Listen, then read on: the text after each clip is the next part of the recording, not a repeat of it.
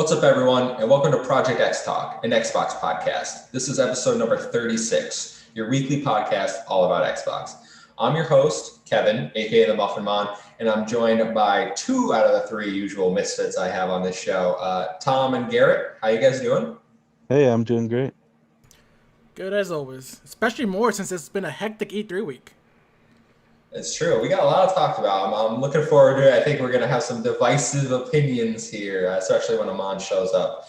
The unprofessionalism is astounding to me. But I'd also like to introduce our very special guests this week. We have Kayden and Adam from the PixelPlay podcast. How are you guys doing? Doing awesome. Thanks for having us here. Yeah, same. This has been a heck of a week, and now getting the chance to ruin somebody else's show other than my own, I'm more than happy to do that. So bringing them down with us. All right. Well, I'm looking forward to going down on the sinking ship. It was a good 8 months that we had here. So, but before we get into the actual show, I always give every guest the opportunity. What is PixelPlay? And if you guys can do a little elevator pitch, I'm putting you on the spot here. Why should people come check you out, and where can they find you? Yeah. So the PixelPlay podcast is a weekly. It's a podcast where we talk about all the big topics that are going on each week in gaming. We're platform agnostic, but admittedly leaning more towards one than the other. But we do cover every sort of area. We just kind of have a good time keeping it brief. We typically do about an hour show. You guys can find us on YouTube, on PixelPlaycast, on Twitter and Instagram at PixelPlaycast. And yeah, we post every week on Wednesdays, and then we do little breakout videos throughout the week. So, Adam, am I missing anything? I usually make people angry at me when I rant about stuff. Other than that, yes. Yeah. Same. No worries. Well, you'll fit in well then. I was on their podcast on Tuesday. Please go check it out. We give a little E3 in-depth discussion there. That's live now. I tweeted it out. So go over to our Twitter account. If you can't find it, it's right there. So please go check them out. Drop them a sub. Good guys. Good podcast. So we'll get into the show proper now, guys. And every week we start the show by asking one simple question. And that simple question is, what you playing? So I'm going to go around the room and start with Kayden. What you playing? I am playing Ratchet and Clank, and that game is fantastic and has made me a believer now in the 60 FPS. So I'm down for that. You weren't a believer before? No, I was saying to Adam earlier this week, like I've always kind of been on that. I like the graphics. I like the 4K, 1080, 4K ray tracing, all that kind of stuff. And I feel like Ratchet and Clank has that perfect setting where it's a mixture of, you still get that nice frame rate, but you're not giving up that graphical fidelity. And I've never kind of been able to notice the difference, but now playing Ratchet and Clank, I can totally see the difference. Well, we'll talk more about that later. Adam, what you playing? I am doing what no one is doing, which is playing Minecraft. That really elusive, indie darling gem that no one's heard of before. They just came up with the Cliff and Caves update for consoles for Bedrock version. So I've been messing with that and totally not dying from falling over ridiculously massive cliffs in my quest of, trying to make something remotely good looking on the face of an edge. But other than that, I've dabbled in Watch Dogs Legion a tiny bit just as like my burner game to just kind of kill some time with. It's okay. Like it's exactly what I expected. It's pretty bland in terms of story, but like you get to walk around as a feeble old lady tasering people. What can you hate about that? So put that on the box art there, Ubisoft. It's an okay game. Okay. That's probably a good rating for it, honestly. Now, Adam, before we move on, you and me, we were agreeing on gaming opinions, but anyone that's watched our show knows that I am probably the resident Minecraft hater. I hate Minecraft. I hate Steve. The fact he got in Smash Brothers really, really upsets me. He was the only character I actively did not want in Smash Brothers. So I'm a little disappointed in you, my guy. I'm not gonna defend Steve in Smash. There are a million other Fire Emblem characters that should be taking his place. Let's be honest.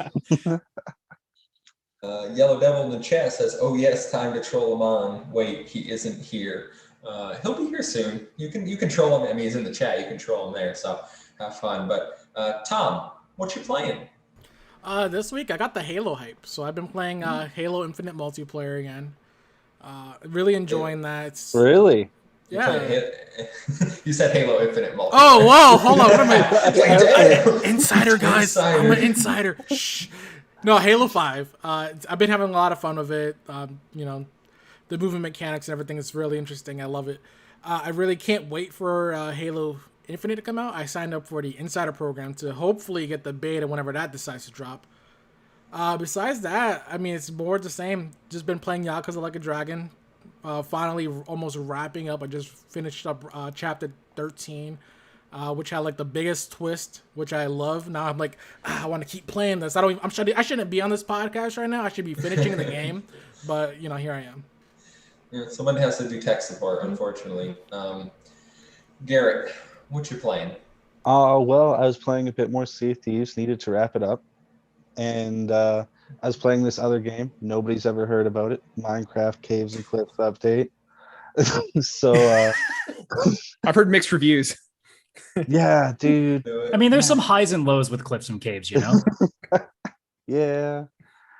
But there's just so many holes. But no, I started up a new realm actually. Some people convinced me to, so got that going. And we've been into for about 4 or 5 days now, and we already got like 15, 20 people in. So things are happening. It's cool. And yeah, that's about it. My 2 for the week. I think it's funny you said finishing up Sea of Thieves as if there isn't more content Well, dropping on Tuesday. The season, right? I had to finish it up before. And I was like, I need my ship skins.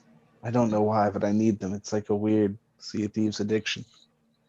Well, you have fun with that. Jack Sparrow's coming to mess your day up. Yellow Devil, did you guys watch the Xbox extended stream? Yes, we did, and we're going to talk about it today. So, hold your horses. We're getting to it. I got a show to run here.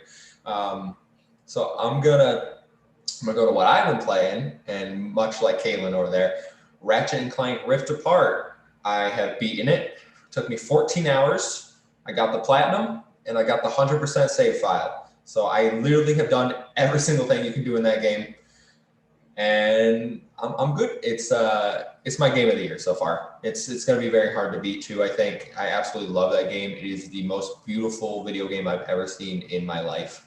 The performance ray tracing mode is definitely the way to go because the resolution really does not suffer. You get the 60 frames, you get the ray tracing. Everything's so shiny in that game. Oh my god! And the Rhino in this one, obviously that's the big ultimate weapon that you always have to get in Ratchet and Clank. You summon in characters from other Sony games. So Jack and Daxter showed up. They dropped in. Sly Cooper dropped in. It was awesome. I was like, what the heck? Because I went media blackout on this. I was like, I don't want to know anymore. I'm already sold. So I was blown away. And I love Rivet. I absolutely love Rivet. I want her to get her own spin-off game or just continue the main line with Ratchet. If I have to play as Rivet every game, I'm completely fine with that. I love her as a character. Jennifer Hale did an amazing job as usual. Yeah, I mean, with Digital Foundry doing a video on Ratchet as a whole, they made a pretty good distinction between what the highest settings and then the performance more with ray tracing on. And unless you're watching on a really massive TV, the difference is so minuscule when you really think about it. I play on a small 27-inch 4K monitor for PlayStation 5. I wouldn't notice a difference if I did either mode. So why not take the 60 frames? It's going to be friggin' fluent and gorgeous. Even on the best of both worlds. Even on a big screen, I'm playing it on a 55-inch 4K, and the trade-offs that you're making are minuscule that you don't even notice. And I think we were talking about this, Adam, earlier, that it's amazing that they're it's typically you have to choose one or the other, fidelity or graphics, and it's nice that they've somehow managed to skirt the line of both, and that you're taking a hit on both, but it's not drastic enough to make you feel like you're sacrificing. Yeah, I got the 55 LG OLED over here, so everything's beautiful. I really love the detail in their fur, especially when it's raining and it gets wet, and it's like, oh my god, I'm watching a movie right now. But I'll stop being a Sony pony, and we'll get into the show. We can but go play Ratchet and Clank if you have a PS5, please. So, time to get into the news roundup. And we're going to start with a Xbox Bethesda E3 showcase recap. Our live reactions are on the channel. If you missed them, you can go check them out for the actual in the moment. But we've had almost a week to process it. So I want to go through, see how we're feeling after the fact. And we have some more talking points because there was an extended showcase. So we'll start off by how they started off. Starfield. We kick off the show with Todd Howery. He comes out, gives us the release date, November 11th, 2022.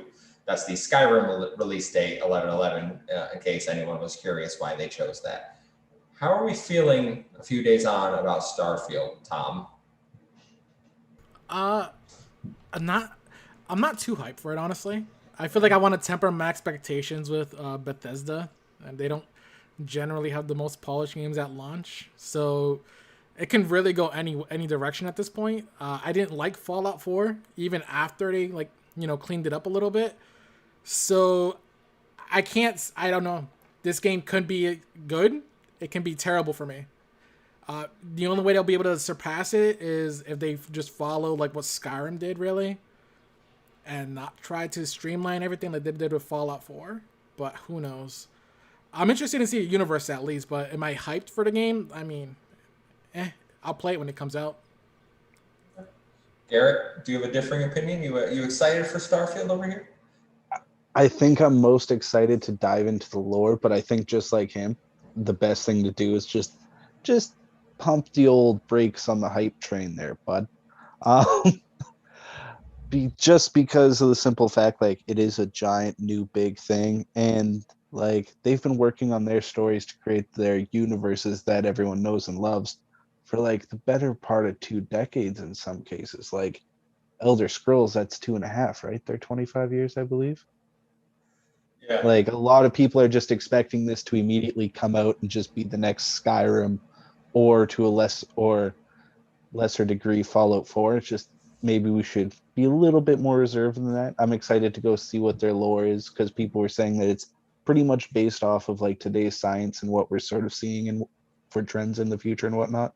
It's like, that's really cool. But yeah. Well, I'm going to ignore Amon because I know that's him that just joined with the ridiculous title. Adam, PlayStation guy, you don't have an Xbox. Are you tempted to get one for Starfield?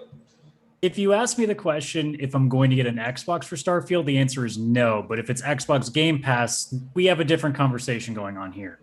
Obviously, with PC, that's an option for me. I don't know how well my somewhat not overpowering PC is going to handle it, considering I can't afford, the $5,000 2080s that are on the market these days.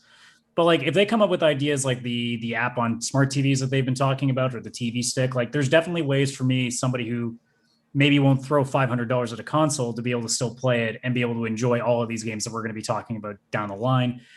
Starfield on its own, I still need to know more, though. I want to see at least some gameplay. I want to see what's actually going on. I mean, it's space, okay, but I kind of want to know what I'm shooting at too. Okay, pause. Sorry for busting in.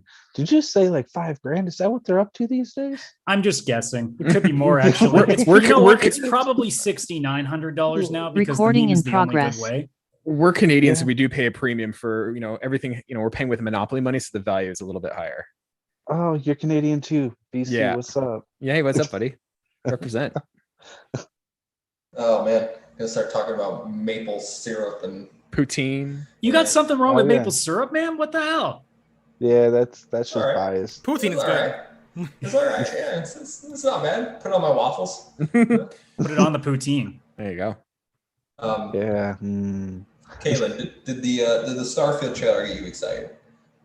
It did. I'm cautiously optimistic. I'm not optimistic or excited because it's Starfield. I'm excited because I do like the games that Bethesda comes out with, and I do like sci-fi fantasies. I lean more towards Fallout than I do towards like Elder Scrolls or Skyrim or anything like that. So for me, it's hitting all the right buttons, but I am cautious as well because it is Bethesda.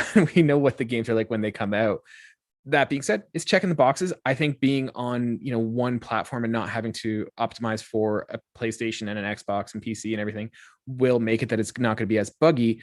But I think a lot of people are coming in thinking this is going to be the next Skyrim, and Skyrim was 10 years ago. You have to look at what Bethesda is now like what it is now, and it's more Fallout 4. And I think people thinking that this is going to be the next Skyrim, I'm kind of like, I'd temper your expectations. It's probably going to be more like a Fallout 4, which is not, in my opinion, as strong as like the old, Fallout New Vegas, or which I know is not Bethesda proper, but even Fallout 3 and Skyrim. So I'm intrigued. I'm keeping an eye on it, and it definitely, if this lands, it will definitely be something that pushes me towards, if not getting an Xbox, at least looking at getting Game Pass.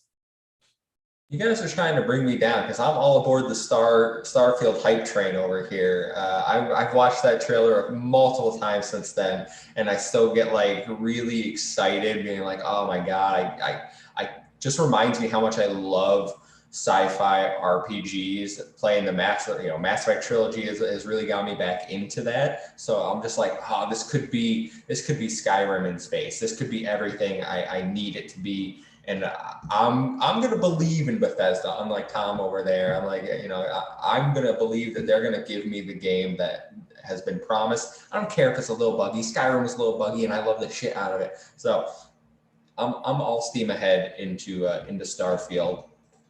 But I just hope it lives up to it. It lets me live my Firefly fantasy.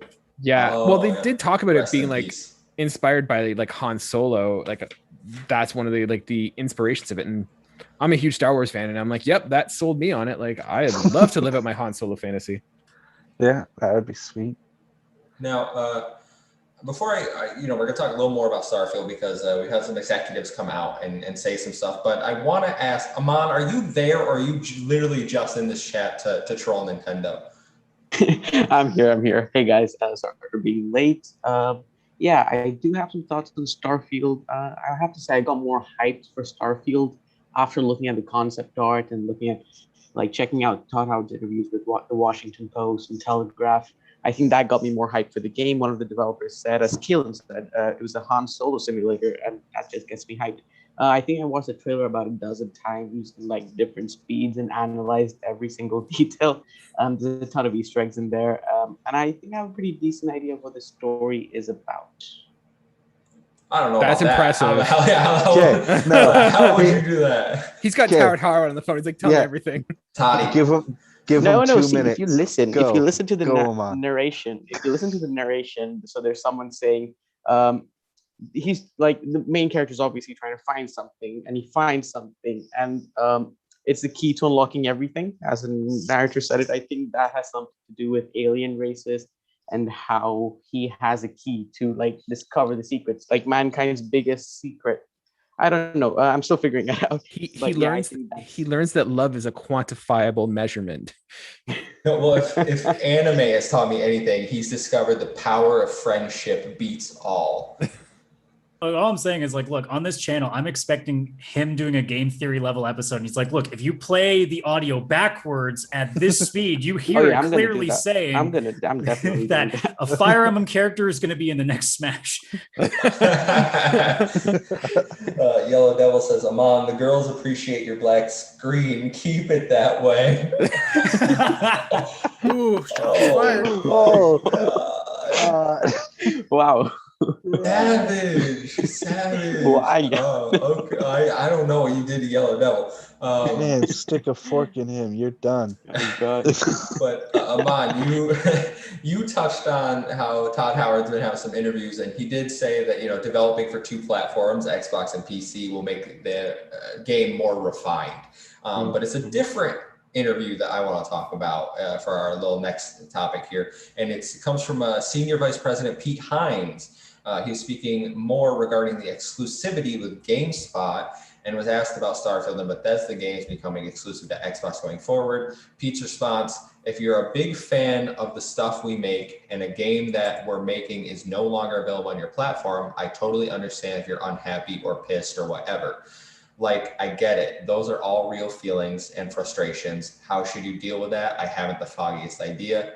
I would never presume to say, oh, here's how you can make it better and feel better. I don't know how to allay the fears and concerns of PlayStation 5 fans other than to say, well, I'm a PlayStation 5 player as well. And I've played games on the console, and there's games I'm going to continue to play on it. But if you want to play Starfield, PC and Xbox, sorry. That's all I can really say is I apologize, because I'm certain that's frustrating to folks, but there's not a lot I can do about it.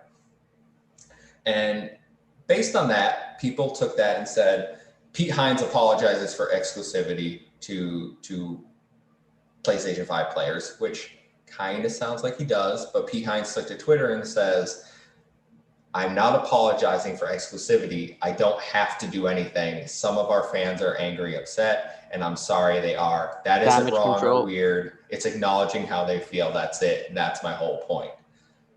That's So damage control. I'm gonna throw it over to our resident Sony ponies as they have turned themselves. That's not me throwing shade. What do you guys think of what Pete Hines came out and said? Kayden, I think you were talking. Yeah, to me, that sounds like him saying it's not my problem. Like, I don't think Microsoft is not dropping the money they're dropping in order to just make a game for PlayStation. These decisions are probably way above their head. It's not his problem, and there's nothing he can do about it. So I don't think it was an apology at all. I think it was just, hey, sucks the situation you're in. I can't do anything about it. So I'm more just in the eyes of like the quote should just never need to happen. Should have just kept his mouth shut, because now there's going to be, for the next 2 days until people forget, as they always do on the internet. It's just going to be a bunch of rage for a couple of days, and then it's going to subside. If he just said nothing, they were going to rage anyway, but at least there's nobody to point at. Because, I mean, you can point at a company, but that's a company of hundreds, thousands, not to mention Microsoft. But now that Pete said something, now all the heat's directing to him. So I don't know. Maybe it probably would have been better just to say nothing. Because, I mean, it's not like there's any, if he can't do anything, saying something is not going to solve the problem either. maybe he was talking to Nintendo fans. Maybe he wasn't talking to PlayStation fans. Well, he says PlayStation 5 in the interview. Yeah, but I mean, we did see toxicity on Twitter. Shocking, I know. Right. Tweeting at him, well, then put it on PlayStation 5. Tom, you think is this a big deal, or are people getting upset for no reason? I mean, I don't see the issue with him apologizing at all. They're the current base that you build up to this point, and now you're, locking them out, essentially. So I don't think it's bad that there was any sort of apology at all. I mean, unfortunately, the case is now if you want to play those games, you got to get a PC or Xbox or stream it on cloud. But in terms, I think people are blowing it out of proportion of what he said. Honestly, there was nothing wrong about it either. There was no damage control that was needed after the fact either. He's acknowledging his previous fans' feelings and hopefully keep them on board in the future. There's nothing wrong with that. Come on, Garrett, do you have a different take, or can I move on? I think you can move on. Everyone else wrapped it up pretty good. Great. Yeah. Because we got a lot to get through. E3 was long. So back to the showcase. Now that we're past Starfield, there were 30 games shown. 27 are day and date on Game Pass. That's a huge number. Some of those include Stalker 2, Back 4 Blood, a new IP from Avalanche called Contraband, Hades, Halo Infinite, The Outer Worlds 2, Forza Horizon 5, and Redfall. So I'm not going to go through the whole show. I do want to go around and see what stood out to you guys during this. Was there a game that you're really excited to hear more about, to see more, to play? Throw it over to Garrett. What was your standout game from the show? My standout game was Horizon. I would definitely say that for sure, but that's because of, like I was saying during the show, I'm more interested in what assets, well, not assets technically, but how the feel of the world will translate over to Fable. Because we all know with like Ubisoft games, it doesn't matter, it's still going to feel the same, right? So I was just sort of interested in how they were doing their new open worlds, and I was like, damn, that's looking crisp. Fable 5 with some storms and whatnot, it's going to be nice.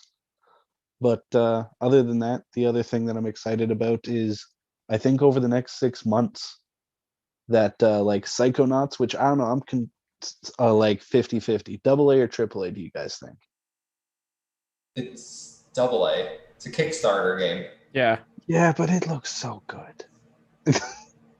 Well, but that and Age of Empires 4 for the next 6 months, those are like the only two games that would be AA. Everything else is AAA that's coming on. I think that's pretty cool. But yeah, those are my hot takes. Aman, your standout game. I have a couple. I think Outer Worlds is one of my favorite games of last generation. I love Obsidian. I love their games. Can't wait for Outer Worlds 2. Love the brutally honest trailer. That was on point. I also like Replaced. That looked really cool as well. I was digging the art style, the music. I think that was a well-crafted trailer overall. I'm also looking forward to Contraband. I know we know next to nothing about that game, but the vibe it gave off with the music and the design, I We just loved saw it. a chest. Stop it. Contain your hype. Well, we know it's open world co-op, Yeah, and we it's know going to it's be open some world sort of and co-op. heist game. That's Yeah, what we Right. know. and no, I just like the vibe it gave off, the music and all of that. Jess Corden did say it's like an early 2023 title, so not too far away. And then I think this was my favorite announcement of the show, Redfall. I did not expect this to look like this when I first heard about Omen, but I liked what I saw. I think I need to see a little bit more to get hyped. I love how everyone thought the next Elder Scrolls was going to be called Redfall when the trademark was first discovered back in like 2019, but it turned out to be this. So I was surprised. But overall, I think Microsoft did have the best E3 showcase without a doubt, and it carried E3 this year. He's moving I on. didn't- I He's didn't moving even on. ask. He's moving on. Didn't even ask. Well, he listed every game, so we're good there. That was all 27 games brought to you by him. He loved every second. It was magical. Yeah. Tom, your standouts. Battlefield 5. Easily my most hyped game. You mean Battlefield 2042? Oh yeah, what the hell? Yeah, Battlefield it 5. should be called Battlefield 5, pretty much. He's already playing Halo Infinite, and now he's looking. Yes, yeah, and dude, I'm all over the place. Yeah, but 2042, it looked amazing. The gameplay that they showed, it looks so good. 124 players in a map, all the environmental effects that are going along with it. I feel like it's just gonna get a lot more hectic, and I cannot wait to get my hands on that game. That Halo Infinite, from what they showed on there, looks fantastic. I love the new samurai outfit that I saw. That one looks sick. The grappling hook, the way that they showed how that works, it looks really good. It makes the game seem like really fluid. And I like the extra announcer stuff that they threw into the game. Like when he no scopes, the dude says no scope. That's sick. Grapple Jack was the best. Yeah, dude, it's so many. It's cool. I'm really interested in Halo Infinite. Like I said earlier in the show, signed up for the Insider. Cannot wait to get into the beta, hopefully. And Horizon 5. That game looks fantastic. The graphics are so good. I'm not willing to play this due to the same reasons that Garrett is, because of Fable. I just love cars. And it's going to look beautiful. I'm going to race. I'm going to pull out my steering wheel again and just start getting immersed. Oh, yeah. He has a sweet racing setup, guys. I want one so bad. He's shown it off a few times. He's like, that's what I got going on. But yeah. All right. Adam. Xbox. I could cheat because I'm a PlayStation guy and say Eiyuden Chronicle, because technically that's going to be on that console too. That's not cheating. That's not cheating at all. But if I was to be nice and actually just give like straight up an Xbox exclusive, I would say Forza Horizon 5 as well. I'm a big car guy too. And obviously just that thing looked unbelievably gorgeous. I watched that trailer and went, okay, so that's what the next generation is going to look like in terms of realism. We look at Ratchet right now as like how you can push the hardware in a fantasy aspect. Now we're seeing what the real world looks like in this format. And that blew me away. I cannot wait to see what, we're going to see at the end of this generation now that we know what not even a year in's looking like. I agree. Kaylen. Yeah, I mean, you have to say Horizon looks fantastic, but for me, the ones that kind of stand up for me, I'm interested in Contraband. Once again, I know we know nothing about it, but the fact that it's made by Avalanche, the guys who made Mad Max, it's a heist game, 1970s, 80s kind of feel. Like, there's a lot to be excited about there. Obviously, we need to see what it looks like, but it does look promising. 12 minutes looks kind of neat, like that sort of like, reoccurring in a small room kind of idea is really neat. And that voice cast. Exactly, right? And then Stalker 2. I never got into like the original games, but like it looks amazing. It looks incredible. It has a very much of a Metro vibe, and I really like that series, so it kind of fits with me. So those are the ones that stand out to me. I think Stalker is the one that, from what I see, is the one I'm most excited about. Contraband is the one I'm most interested in, and the 12 minutes is one where it's like I'm willing to check that one out. Yeah, 12 minutes was great. Definitely gonna be playing that. But I've been thinking about this, and I've watched the showcase a few times now. And I always go back to the game I got most excited when I saw it on our live reactions, and that's A Plague Tale Requiem. That is, I am saying it, that is the most hype announcement of E3 that for me personally, that I saw during this showcase. It looks absolutely gorgeous. That that scene where it shows her little brother and then the ocean side, the mountains, the grass, like vivid. Oh my God, it's so gorgeous, guys. Really go look at that. It's absolutely phenomenal, especially if you watch the 4K stream. And then it just got announced that Plague Tale Innocence is getting a 4K 60 upgrade for Xbox Series X and PS5. That's on Game Pass. It's rumored to be the PS Plus game for next month. Yep. So I'll grab it there too. I'll take it anywhere. I might replay it. I'm all about it. So if you haven't played it, definitely go check it out. But that's definitely my most hyped announcement, the one I'm looking forward to the most. So you watch that trailer, like Garrett's sitting there being like, I'm into Sea of Thieves, and here's Kevin being like, I'm into Sea of Rats, man. Right? I never get it, man. Never get it. Have you played the first one, Garrett? I was thinking about it, but like it's on a list that's a mile long, man. Yeah. Like Game Pass is not nice to people who it's want a short to have game. a list. It's like 10 hours long. You can knock it Well, out in like a maybe my next weekend I'll make it like a thing. Well, I'd wait for the upgrade. I'd wait for the upgrade on July 6th. Yeah, fair enough. But I also said the same thing about Control, and then I just started playing it. I couldn't wait that long. Ultimate Edition was good. Yeah, Ultimate Edition was real good. And I have to push back on a mod a little bit. I think I actually didn't like Redfall. Like I've watched it a few more times.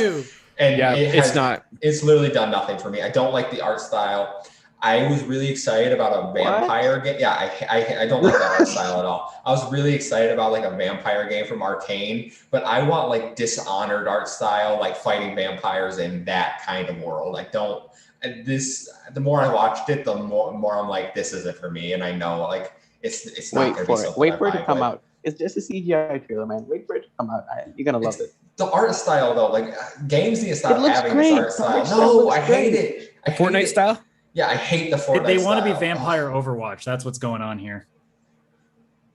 The thing I was saying to Adam is that like the amount of co-op, shooter kind of things that came out at E3 this year, there's a lot, and I feel like a lot of them are gonna fall into the wayside, kind of like we did with the hero shooters, 3 or 4 years ago back in 2018. Exactly, and I feel like like there's so many of them that were shown, and it's like these aren't spaced out right. Like there's a lot that are gonna fall to the wayside and kind of get forgotten. Yeah, and Redfall isn't one of them. Yeah, it might be. But I mean, the Redfall has a better chance than some of these other games. Like I think of an indie title like the Anacrucics, which is the spaceship Left 4 Dead-esque game, which I just learned was actually made by a Left 4 Dead former developer. So that makes a lot of sense now in my mind. But that game's coming out in this summer sometime. But then Back 4 Blood is literally right around the corner. So is that a game? And they're both on Game Pass. Like if you have the option, are you going to choose that one, or are you going to choose the bigger budget Back 4 Blood? Neither. Exactly. Rainbow Six Extraction. No, I'm just joking. That's yes, not Tom. No, get out of here. I was kidding him on. No. What? Tom Clancy is spinning in his grave. It looked good. Extraction looked good. I liked it. Like, let's take the grounded spy espionage series and add aliens. Like, get out of here, you stuff. Yeah, when Kevin was on the podcast, I was actually praising it quite a bit. I've gone back and watched that trailer, and the more I watch it, the more I'm like, this is not fitting very well together. Yeah. Yellow Devil said Plague Tale's too disturbing for a second playthrough. We'll find out. We'll find out. I disagree. But we'll move past there. After the showcase, we had a Halo multiplayer breakdown. We just have a few details. I'm just going to run through. I know you were excited about this, Tom, so if you want to talk more about it. But the things I have written down, we know it's free to play. They have a battle pass that you can purchase at any time, and they never expire. So there's no need to feel like, oh, God, I have to hop in and play constantly, or I'm going to miss this battle pass, which is a big thing that I've always complained about with these live service games. So I'm really like, that excites me a lot. Millions of armor customizations, 0 loot boxes, and there's new vehicles. The one I remember specifically is that Warthog variant where you can throw weapons in the back. It's like, oh, pop the trunk. Let's see what we got in there. We'll go hunting. But was there anything I missed, Tom, that you remember from the deep dive? No, the I think battle pass thing, right? he mentioned it. Just talked about it, yeah. Which I also think is really good because I'm not going to rush anymore like one of the reasons I wanted to hop into the last season of Call of Duty, but I jumped in like 2 weeks before the battle pass was going to end. I'm like, there's no fucking point. I'm just gonna wait for the next season.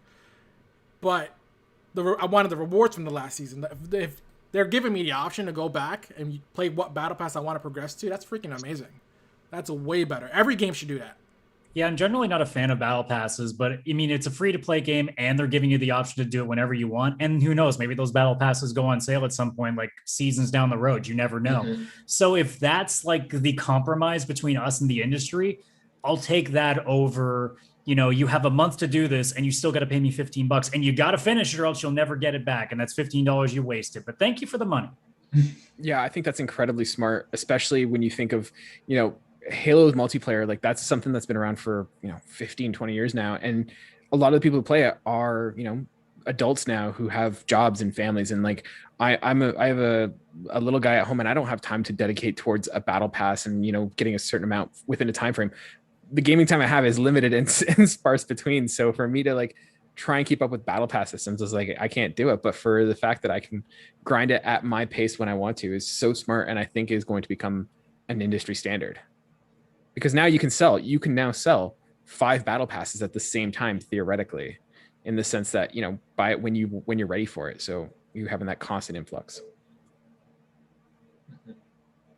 Garrett, you came off mute. You want to say something? Maybe he doesn't know he's off mute. No, I agree. I think it's a great move. I'm excited for Halo multiplayer. I'm glad that the video reaffirmed to me because everyone was talking, it needs a battle royale mode. It has to launch with a battle royale mode. And the fact that everything I've seen so far is classic Halo multiplayer really makes me happy because I don't want a battle royale. Battle royale is a plague that needs to go away. Unless it's Fall Guys. I'm always down for Fall Guys. Okay, am I back? Can you guys hear me? You now? are back. You have something to say about Halo multiplayer. Yeah, I was just gonna say, like, first off, as a disclaimer, I 95% agree with you guys, but just for the sake of arguing, do you guys not think it takes away from the diehards a bit? That like special samurai headpiece that you could only get if you did some double XP backflip, triple headshot, killjoy thing. Well, you'll just get it faster. So you get to, now it's going to be a race to first. Yeah, but it's not really a race to first because like that's one of the things that I notice in like Sea of Thieves, right? Because you play just for the cosmetics. The only people that really stand out anymore, because it's been going on for so friggin' long, is those people who just like, yeah, if you killed like these 20 ships during this 1 month back in 2019, you got this jade sword. And like there was a bit of envy in my eyes, like I admit. So like I see like the side where it's a lot better for the community, but I see how it could be a little bit like takes the piss out of it, so to say. See, I disagree. I think from that perspective, if I have several different options to chase after, we're not all chasing after the same rabbit. And so the loadout I have will be different based on what my interests are. So I think you're going to have people who are going to have customization that reflects their personal choice and what they want to accomplish. So I think it's not going to be, hey, here's a new skin and everyone's working towards it. It's here are the skins that I've seen that I want to go for. I might be a diehard and I might go for every single one, or I might just say, you know what, this one doesn't appeal to me and this one does. And so you're still going to have that customization and reflect what is important and what you value. I'm right there with you, Kayden. The fact that I can pick and choose, like, this customization doesn't appeal to me, really, that makes it me more like, well, I can spend $5-10 this month or whatever the battle pass is going to cost, because has stuff that I really know I want. And even if I don't play Halo for the next 3 months, I can come back and be like, oh, look at this sweet character that I like made, and I'm so happy with it. Mayday Bomber in the chat says, as someone who was ranked in the top 50 in Halo 3 doubles, having those special rewards is awesome. Maybe you have like ranked clout, like something else for like the ones who are playing it daily. Like maybe there's like a compromise there as well. Yeah, we don't know if there's going to be like a level. I forget what game does it, but there's like levels to the battle pass, right? There's like if you maybe if you play ranked, you get certain rewards on this track, and if you just do casual, you get certain rewards on this track. That way, you still have to get the battle pass, but it lets you really go for those more hard to obtain items. Wait, can I say something about Go Halo? for it, Amon. You love Yeah. Halo. You're always talking about it. You won't shut up. Yeah, I actually really liked how Halo multiplayer looked. As y'all know, I'm not the biggest Halo fan, but this one looks fun. I'm going to become a professional and compete in a few esport events, but I like how this looks. He Yeah. Oh, who does not play multiplayer games yeah. is going to Yeah. become a Halo Yeah. god. Who Yeah, specifically easily. has said multiple times PvP. Ugh.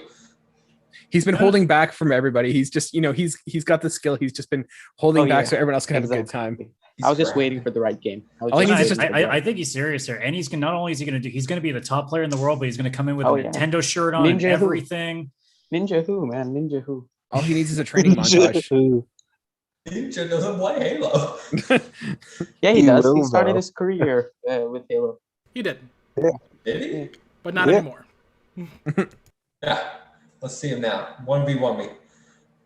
I'll lose. I'm You're not gonna very lose. good. I'm not very good at Halo. So, well, we will go to something that came out of the extended showcase today, Hellblade 2 update. It's just a small one. There's no real gameplay. There's some behind the scenes work, some gameplay that's in progress. They say the team is about to transition into full production after finishing up some larger parts of the game. This is not a straight sequel. This is something extra and special. It's set in Iceland, 9th century, and they're working with Epic Games for the digital characters. I thought this, am I the only one that watched this? Because I thought it was a sweet behind the scenes. You saw them training for combat, so I think there's going to be a lot more fighting in this game compared to the first one. What they showed already, the gameplay looked like the graphics wise looked great. They're doing the photo spectrometry or whatever, scanning the actual environments, and then it showed you how they're like putting that into the game. So I'm really excited. The fact it's just entering full production really makes me more assured that this game is not coming till 2023. Yeah. 2024. No, that's a bit far, don't you think? I think this game's gonna be Xbox's God of War. I think it's gonna come out 2024 and blow everyone. I don't think it's going to compare at all, dude. God of War? They're not even similar type games. I mean, in the sense that they're Norse mythology, and mythology, based. They have mythology. They're the same. But no, Kayden, Adam, have either of you seen this? Did you take a look? Came out today. I haven't gotten around to seeing that package. I mean, Hellblade, I've barely tinkered with. My PC, for whatever reason, on Game Pass was not cooperating very well when I tried to play the first game, but the little bit that I did manage to do, I loved it. So hopefully I can get around to actually doing it properly, because I'm definitely interested in a second one, let alone, even finishing the first. So yeah, it's about 8 hours long. It's my favorite game of last gen, so I highly recommend it. Kayden, Hellblade? See, I played the first one, and I played it coming off of I forget when I played it, but I came off of it and I was like a little underwhelmed. Like, it did some really cool things. It had some neat ideas, but it didn't, like, the gameplay loop just didn't quite click. Like, the audio, for that game is fantastic, and it's really neat what they do with, like, the voices in that game should be played with headphones. But I felt from a gameplay and narrative perspective, it was good. It's not bad at all, but it didn't click with me for the hype that I know a lot of people do. And the combat is also not good. I thought it was real generic. Yeah, the combat it's was serviceable. awful. It's serviceable. Yeah. But there's not a lot of it either. Like, a lot of it is traversing and puzzle solving, but I didn't find that super compelling. It does neat things, but it's not the God of War killer that some might claim it to be. And by some, you mean Hellblade. one No, person. I'm not saying it's the God of War killer. Wait, I'm just saying it's gonna be as revolutionary as God of War was, because God of War was a great game. It was probably the best game of last generation, in my opinion. But yeah, I think Hellblade can do that for Xbox, what God of War did for PlayStation, because that's when. That's when what? He's done. Yourself. Mic drop. Okay. We're gonna let Hellblade keep working. One last announcement that came out today. Design Labs, it's back. go make your controllers. Go make your cool looking, different colored controllers. And Sony, please give us a design lab. Yeah, I Oh will my give you God. guys that. I hate the fact that I still to this day can't do my own. Okay, but like, just let me go on a riff about that. Did you guys actually watch the little video about the design lab thing Yeah. and like check out the site? Yeah. It is the exact same old one. Like they had that page down for a few months. They could have done the switch in a day. Change a picture. It's the same colors. Well, no, because they needed Like, to manufacture all the new like plastic bits, you know, Yeah. for the new controller. I'm just saying, like, wouldn't it have been better if they could do like some cool esoteric like triangle etching in the controller or something? Just like give it a facelift or something. The colors, they're cool. Don't get me wrong, but I was hoping for more. Like, give me options. I'll pay like an extra $50 for an etched controller. For sure. You can get little like inscriptions underneath the joystick and D-pad. Yeah, it makes good Oh gifts. no, I was talking about like a little artistic design over the whole Oh, controller. you mean right? okay, all right, yeah. Yeah. Like Or, scan like, scan a picture. different grip options. That would be cool. Like, you took it down for 6 months. I was just expecting more than the new controller with the same colors. A little bit disappointed. Yeah, I mean, they're And buying everybody else up. Why don't they just like maybe throw a little bit of extra money down, see if Scuff's interested or something? And so, Tom, Kevin, you guys watched the extended one, right? Yeah. Yeah, a little Did bit. you guys see the same version I did with the two people doing American Sign Language in a corner? Were they not beefing a little bit? No, I Like didn't. that- I did not that watch was- the ASL version. Oh There was 3 my different God. versions, and you clicked on the No, wrong I one. just watched the one on Xbox, man. It was hilarious. Yeah, they had 3 Like, different I think ones, dude. I think I'm gonna watch that from here on out because there was like 2 people that each like did a paragraph or like they would do different sides of the conversation. But I think they both thought it was like a resume because like they were both getting really into it at the end. It's just like it was hilarious. Definitely those 2 were the stars of the show for me. No, I'm not even gonna lie. I did watch that one. I didn't watch it on sign language interpretation for events. They always like to. Have you ever seen the Eminem sign language where he got sign language? Yeah, that is phenomenal. I love watching those, but they do like to emphasize with their hands. I mean, I don't think they're beefing. I just think they're really. No, because like we were watching at the beginning of the show and like we were just sitting there like, oh, they have those guys in the corner. That's cool. How nifty and whatnot. Then as we're watching it, we just kept on watching them, and like the girl would always like slightly stare at the guy. Then she would just like overpronounce her words, and the guy would like side eye her and smile a little bit. Then he would go into it, and I was like, you guys are slightly going at it. This is a resume to you. You're advertising yourselves. You're gonna like Good learn on sign. ya. You're gonna learn sign language just through like osmosis. Oh, she didn't like that. No, but we'll move past the sign language. It was great. Last Xbox story to come out, and then we're going to get into the other showcase wrap-ups. But why wasn't Everwild at E3? Well, according to a report from Andy Robertson over at VGC, it's been completely rebooted. This title was missing from Xbox's showcase on Sunday, despite being at the last 2 major Xbox events. According to the article's sources, last year's departure of creative director Simon Woodruff, which we also covered, and at the time we were like, it's no big deal. He's just leaving for personal reasons. It'll be fine. But apparently his departure has led to a complete overhaul of the game's design and direction. The game's design has essentially been restarted from scratch and will likely be several years before it releases. VGC reports that they have been told the team is optimistically targeting a 2024 release, and Rare's most creative senior employee, Greg Males, is leading the reboot. If it hits the 2024 release, that'll be 10 years in development. As of last year, it was a third-person adventure game with God game elements, but unsure how much of that will remain. Apparently, Everwild's leadership said they did not want combat in the game. Guys, I'm disappointed. Yeah.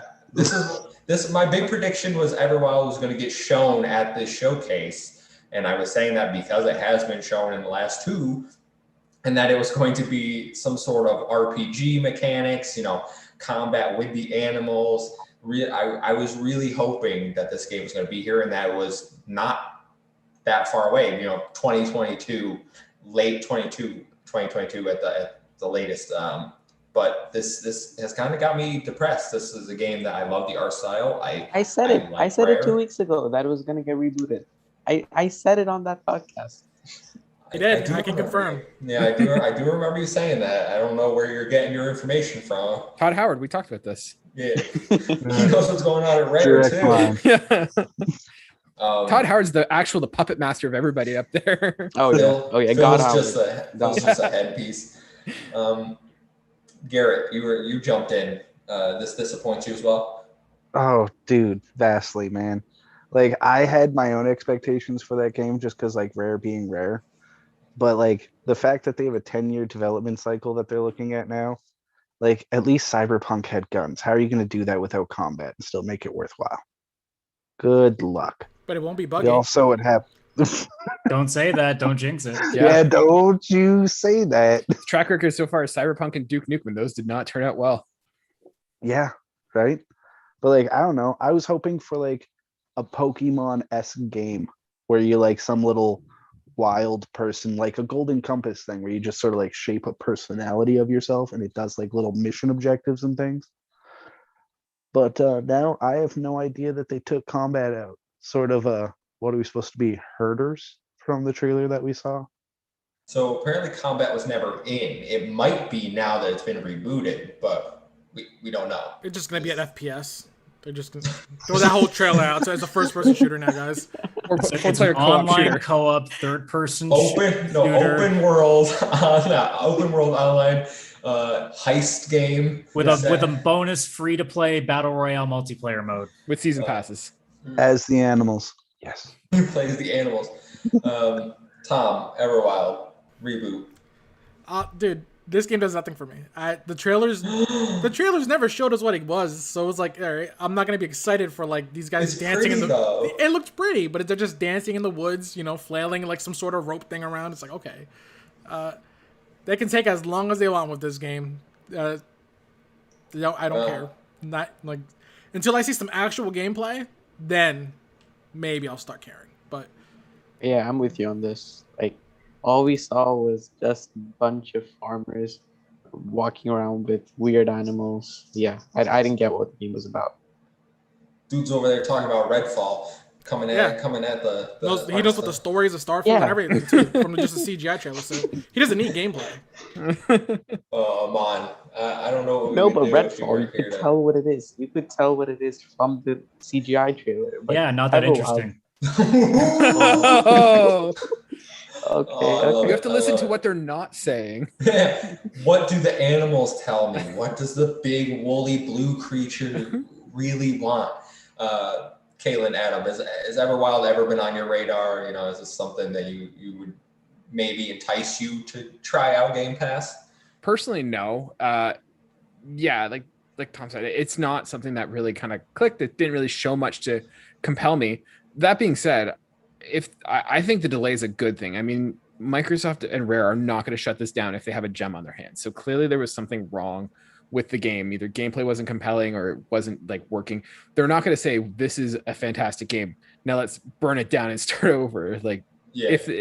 I think it's going to be. Is it a long development? Yeah. Could it affect it? Sure, but if it was going well, they wouldn't have started over. So I'm more or less sad because it's another story that people get to point at with Rare being like, see, Mm-hmm. it's what they could have been. And here was another chance to kind of, save face or kind of revive themselves. And here we are with another game that's been rebooted. But they're only canceling it because they're making a new Banjo.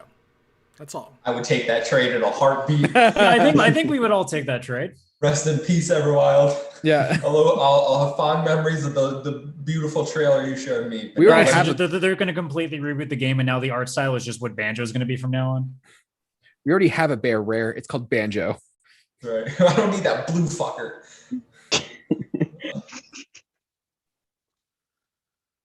That's all the Xbox news we have. So now we're going to go into we're not going to do every conference because some of them were god awful. Looking at you, Coke Media. But we'll do the big ones that we didn't touch on. We may have done a react, but we'll give our impressions. We're going to start with Square Enix, guys. Square Enix, quick recap. These were the major games I wrote down that they showed. We started with Marvel's Guardians of the Galaxy. We have Babylon's Fall, Life is Strange, and then Stranger in Paradise, Final Fantasy Origin. Does anyone care about these games? Because I'm really looking forward to Guardians of the Galaxy. I'm I think okay. Yeah, Guardians of the Yeah. Galaxy was my game of the show, and that it's a definitely. game that's coming to PS5 that looks okay. And this is not me giving a testament that this is a fantastic game. It's more of a reflection of what E3 was, that Guardians of the Galaxy was my game of the show. Exactly. Okay, Aman, tell me why it stands out for you. I'm a big Marvel guy. I'm a big Marvel fan. So yeah, anything Marvel, I'll take it. Well, did you play Avengers? No. Almost anything Marvel. Almost. I didn't play Avengers on purpose because there's that multiplayer bullshit I don't like. He's saving himself for Halo. But this game might but- be that multiplayer Halo. bullshit you don't like. Yeah, this game might be. Yeah. What? It's single player. Yeah, I was gonna say. Yeah, Guardians of the Galaxy is single player. Yeah, they confirmed it's single Okay, player. even better. story. Then that's it. You're gonna be a 10 times better game just because of that alone. Exactly. Yeah, you only play as Star Lord. Yeah. And you get like dialogue choices. I thought it looked all right. I think Yeah. The only reason they showed 20 minutes of it because they had nothing else to show. Everything else they showed was absolute bullshit. Like Babylon's Fall. That was the most generic shit I've ever seen. Well, we I'm got genuinely Final shocked. Fantasy Pixel Remaster. Relax. Oh, that was Yeah, and then proceeded But- to not show what it looks like. It looks like a pixel remaster.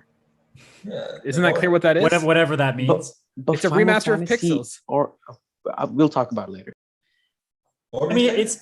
it's genuinely weird that we had a Square broadcast, and technically there was not even a single Final Fantasy game shown because we got a remaster of 6 games that we already know existed, and we got a game that, let's be honest, as a longtime Final Fantasy fan, I will curse its name for using those 2 words in the title of this game, because I think it really should have just been called the Chaos of Chaos, Chaos, Chaos, Chaos, which is what it really was. I was Maybe expecting about- Final Fantasy 2, but like I feel like they're just gonna show that at Sony's event next month. Yeah. Well, that's the rumor too, that they were holding back like Forspoken and 16 specifically for that conference or whatever event that they decide to do. But either way, like to not even show like a brief trailer of any sort.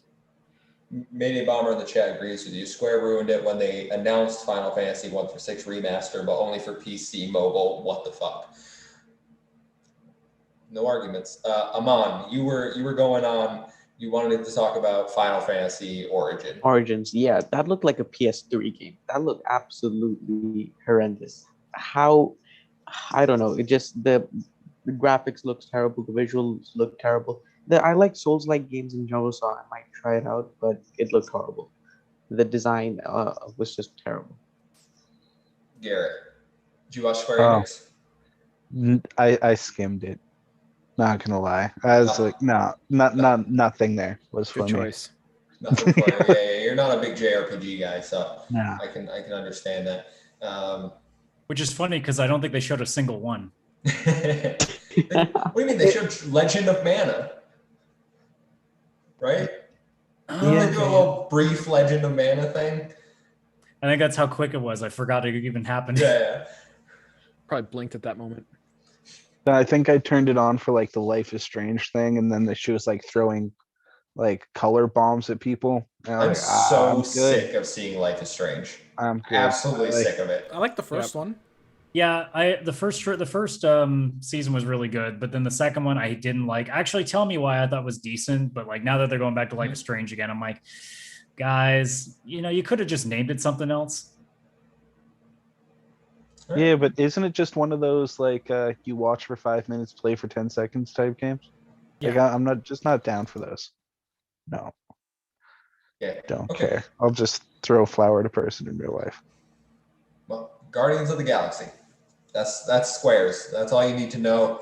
I'm not going to play anything else on this show. We will move on from Square Enix to Ubisoft, and we all love Ubisoft here.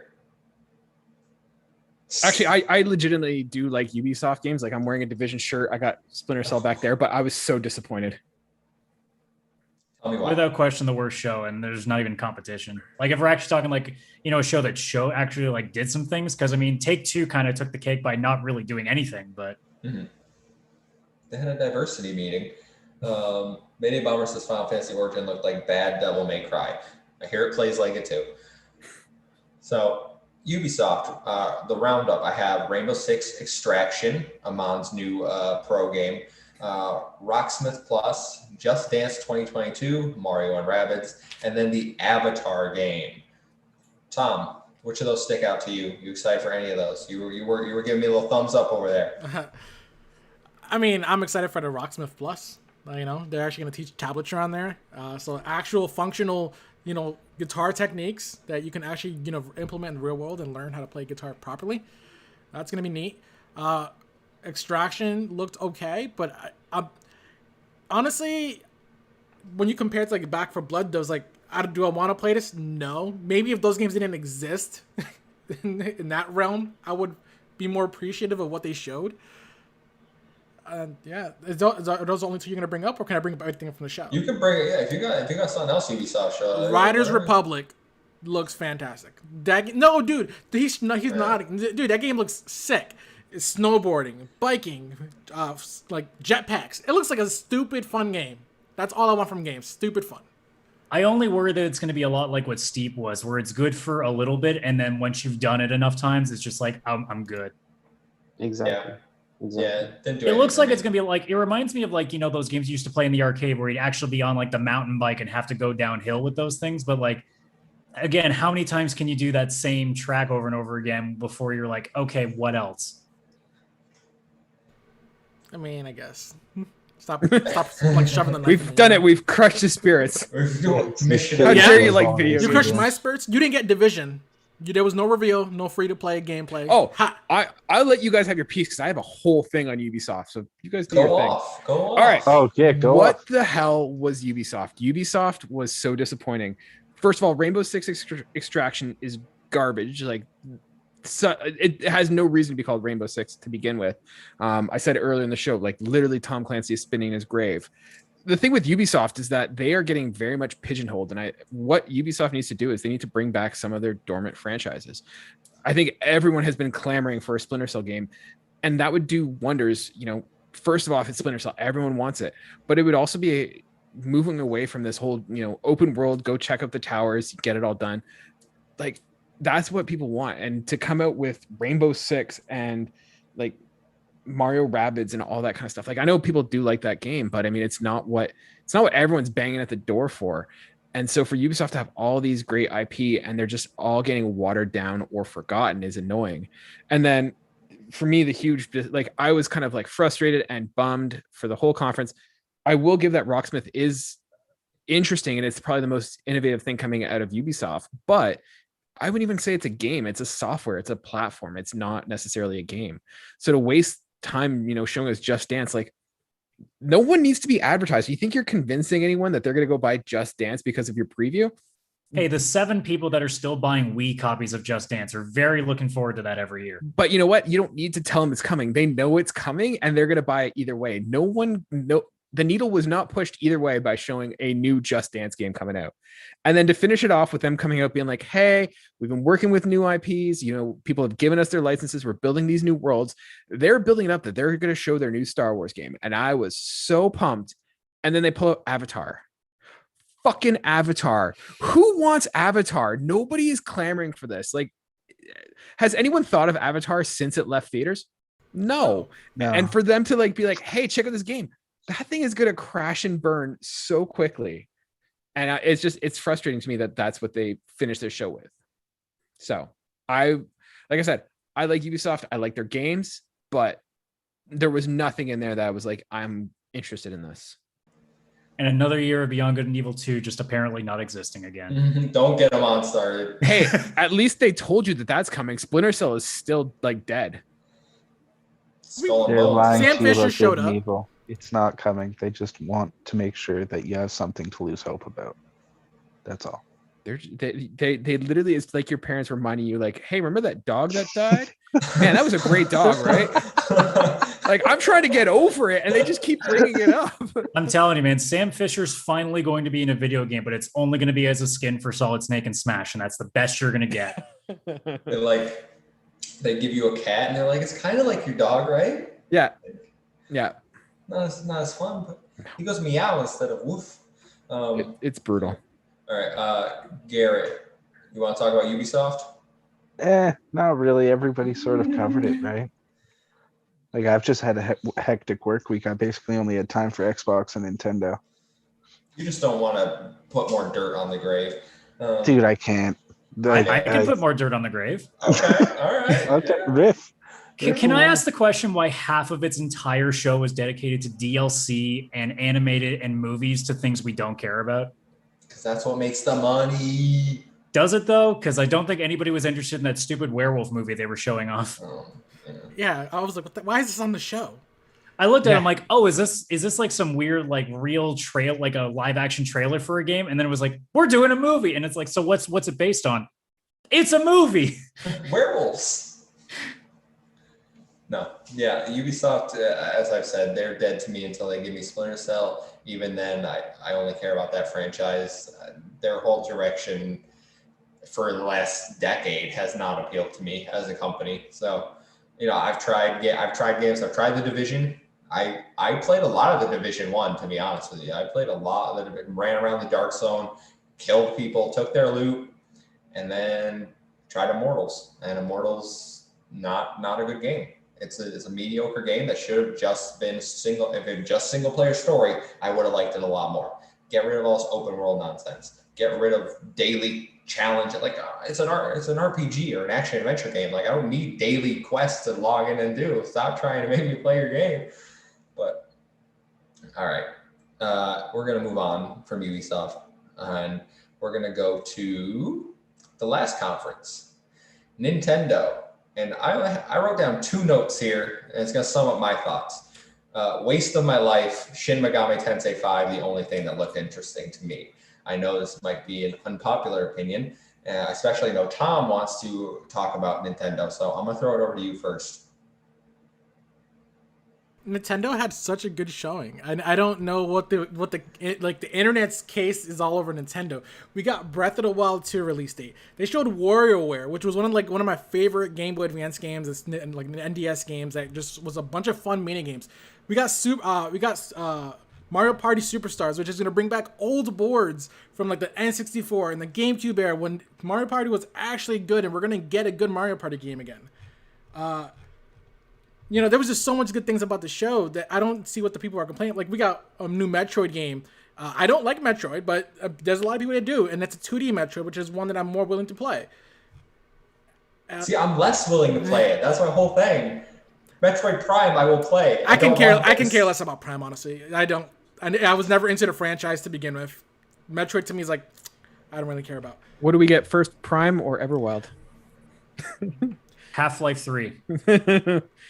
Oh, and then a 3. We got a new Super Monkey Ball as well. It's that also one another does franchise. Nostalgia feel. I love that back in the day, but I'm not going to pay $60 for it. Monster Hunter Stories 2. It's pretty much Pokemon with huge monsters. That game looks super interesting too. What are you guys sleeping on? This event was really good. I just can't get hyped for Monster Hunter. I played World like 20 hours and I was like, yeah, all right. I don't need any more of this. But it just didn't show anything that appealed to me is my big problem. Like there weren't You games got a new that Smash I'm character. looking for.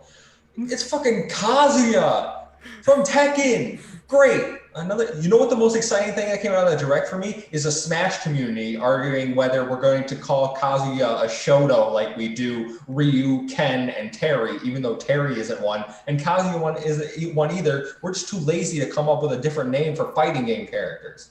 You're missing actually the best part of that Smash Bros. Announcement is the memes that we're gonna get from that trailer. Oh, Kirby, dropping Kirby out. That's gonna get meme to hell. So that's probably the best thing that came out of that Smash announcement.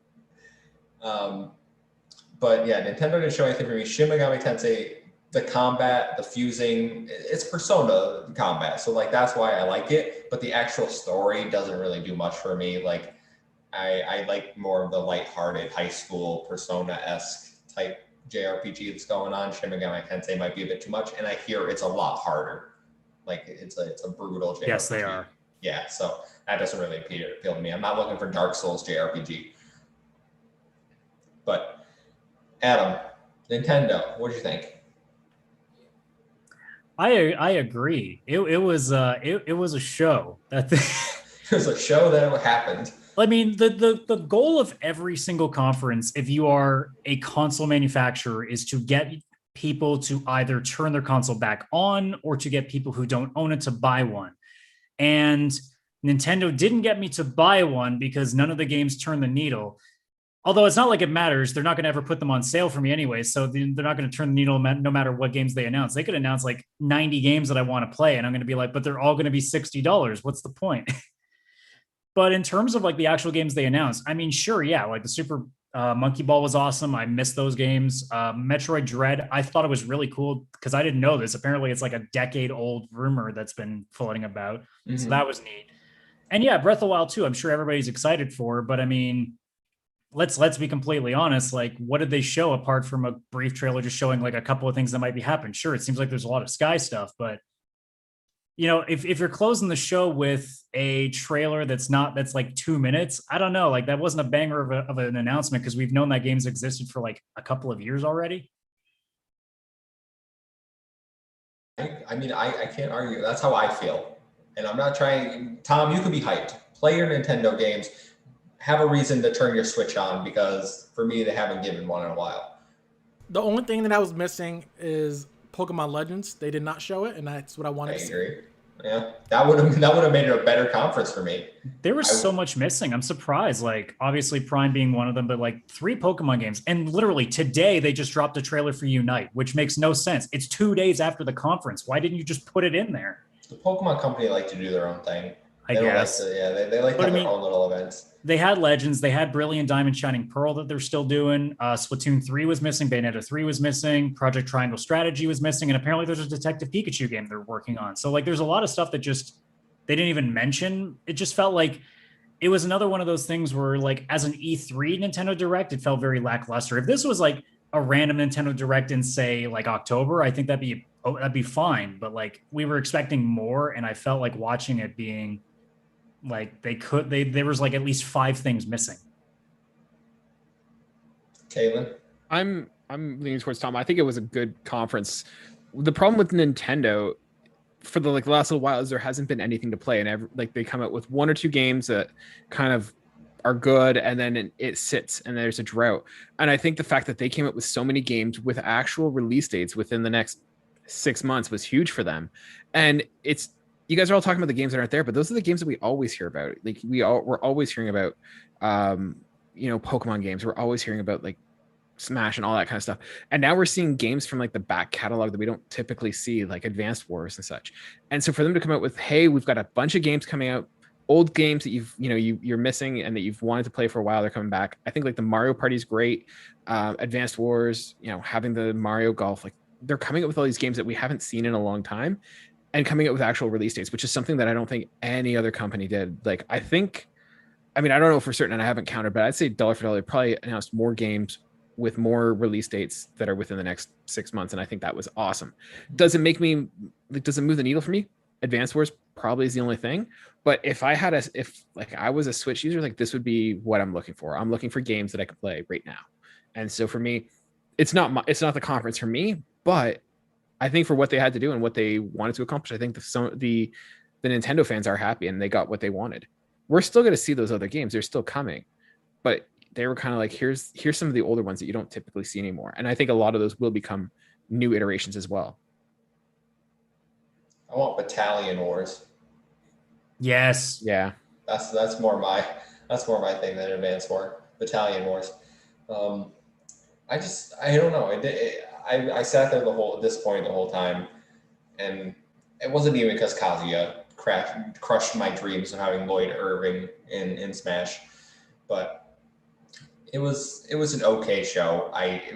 Objectively speaking, it wasn't bad. I know I'm giving it a lot of shit, but I think you make a lot of valid points where there are games coming.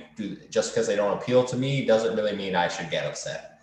And Now I'm going to go back to grumbling and mumbling, or Nintendo's letting me down on the internet. So that's our E3 recap. Garrett, I didn't ask you. I assume you didn't watch Nintendo. Oh, I did. Oh, But yeah, no, like the best thing about it was Breath of the Wild 2 for me. I enjoyed the hell out of that game.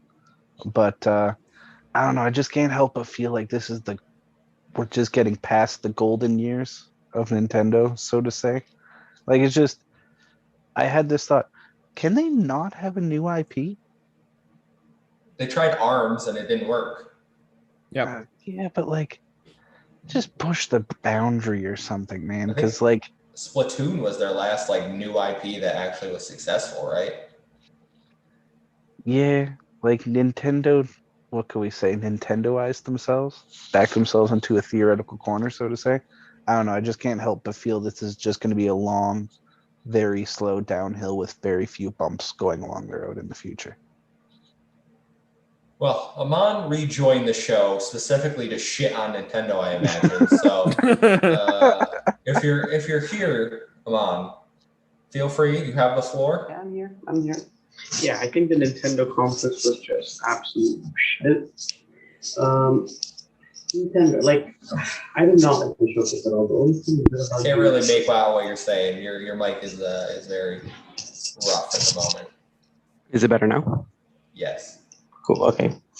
So I didn't really like the showcase. The only good thing about the event was Shin Megami Tensei and the Breath of the Wild sequel, which looked exactly the same. Everything else was just hot garbage. Like, where the hell is the Switch Pro? Where is Bayonetta 3? Like, where's Pokemon? Come on. And what was that Wario game? That looked really weird.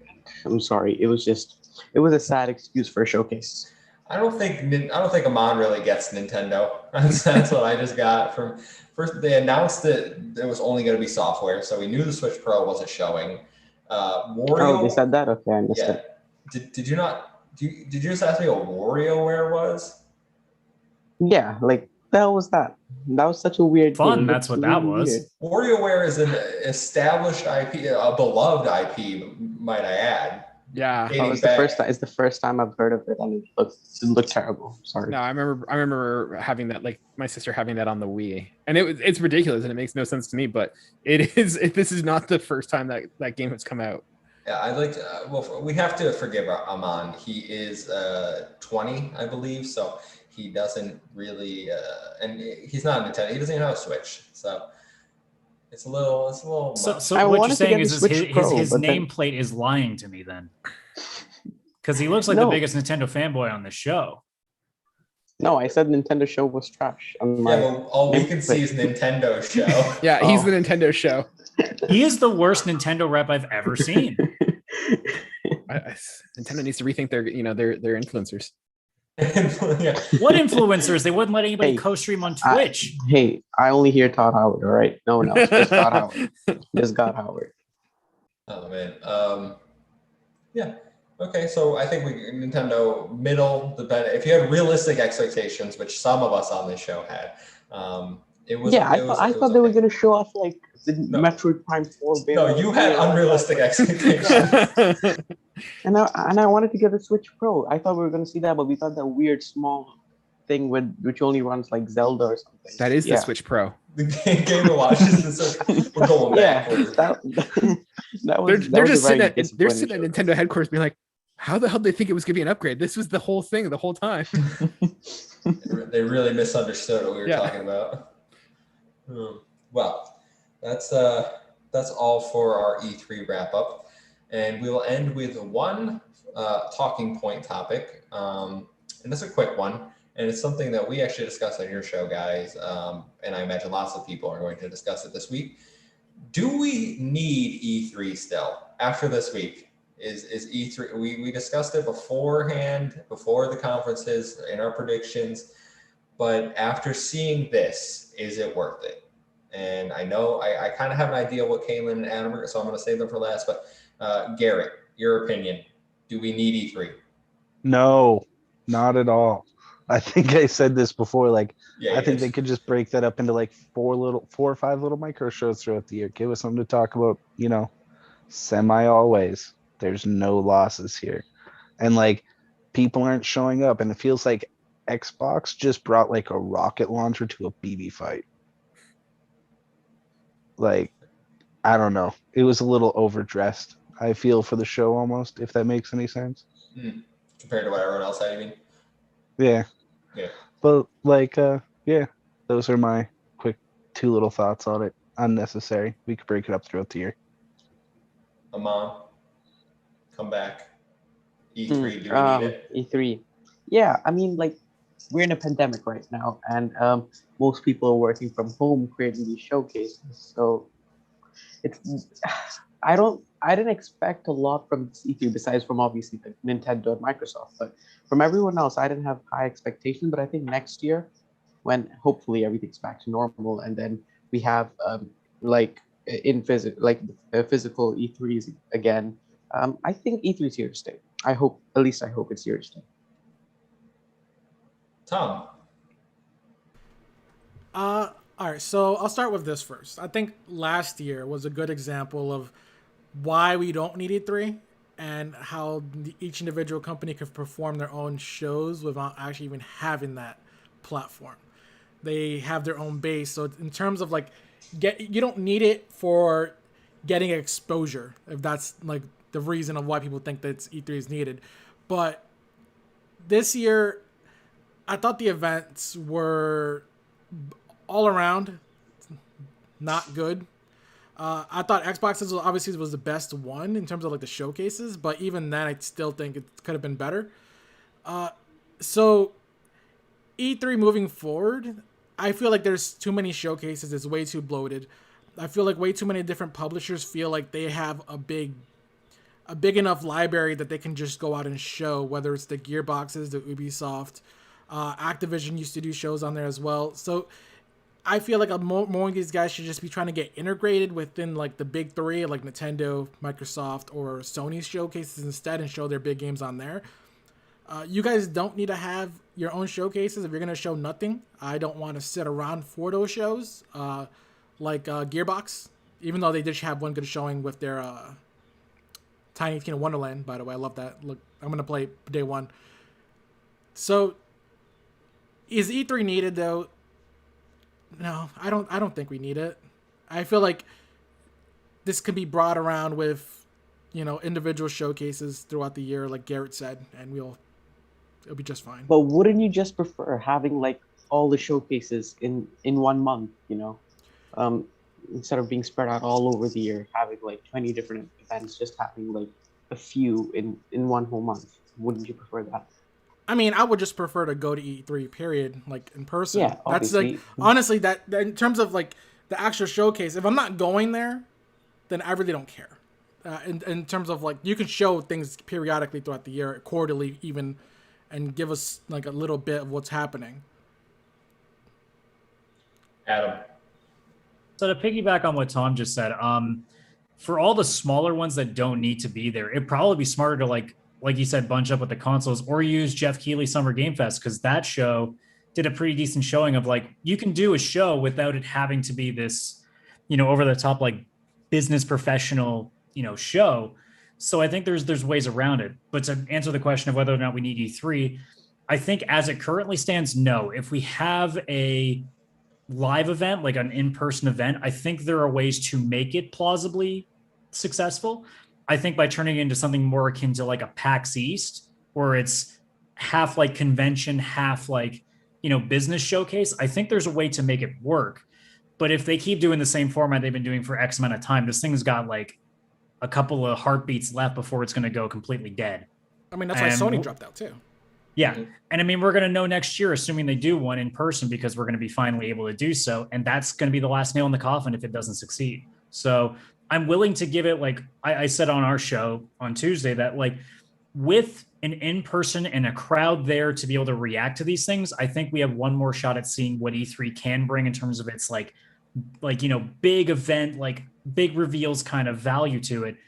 But on its own like this, if you're going to do it just in a digital circumstance, you can spread it out or completely remove the E3 label and it's the exact same thing. And will just be upset on the internet about state of plays like everybody else is, because that's literally every one of those showcases anyway. So, we just do that without having the label next to it. And apparently for developers or industry executives having to spend money just to put that video and hit play.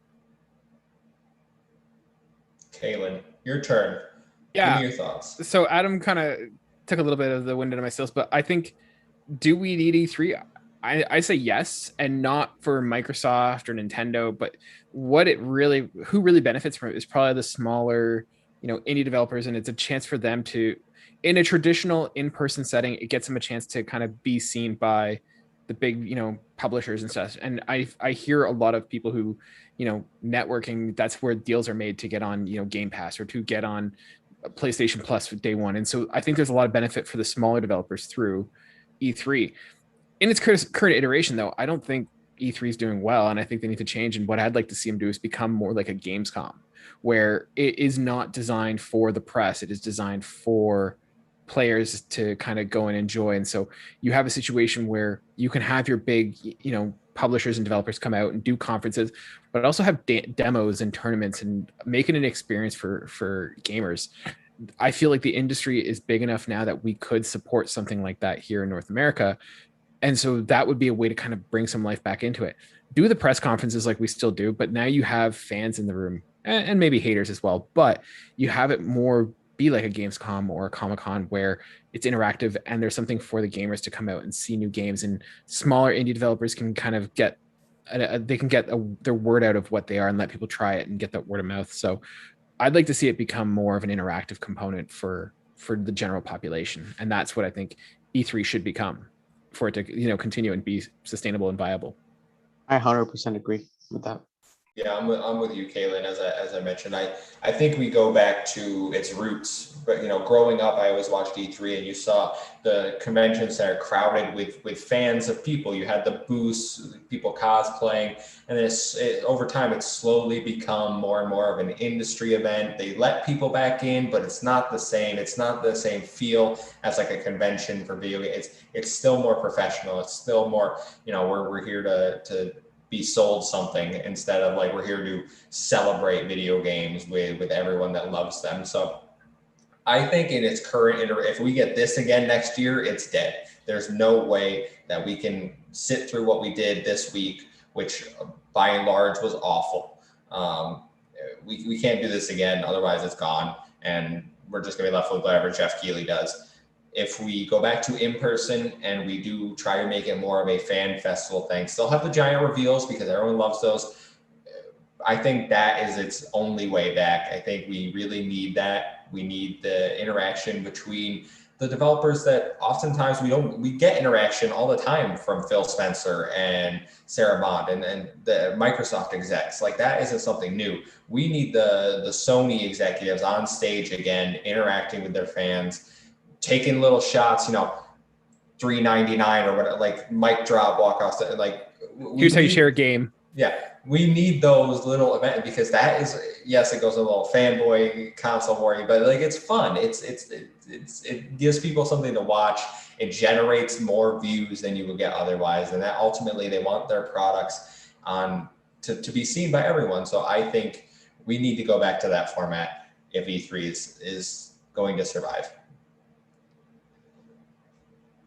And that's kind of where we'll leave it if anyone has no closing thoughts. All right. Well, that wraps up our E3 week. It's been an exhausting week. We on the channel, before we go, we still do have some indie dev spotlight interviews coming.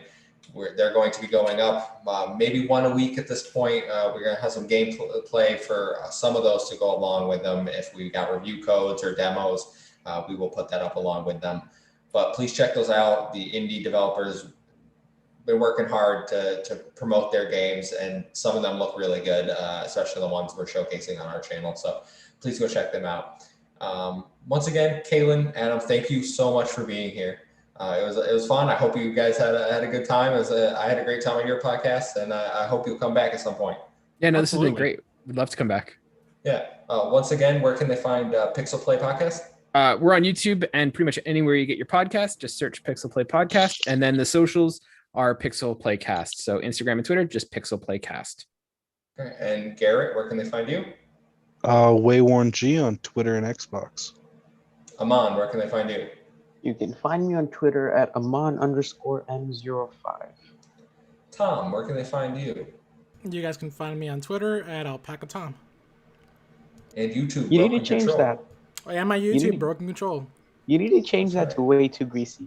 As well. No, Yeah, I'm not. No, way that's my too greasy. Xbox gamer tag. You guys can catch me on Sea of Thieves and the Seven Seas as way too greasy. Beware. And I've been Kevin, aka the Muffin Mon, and we will see you guys next week.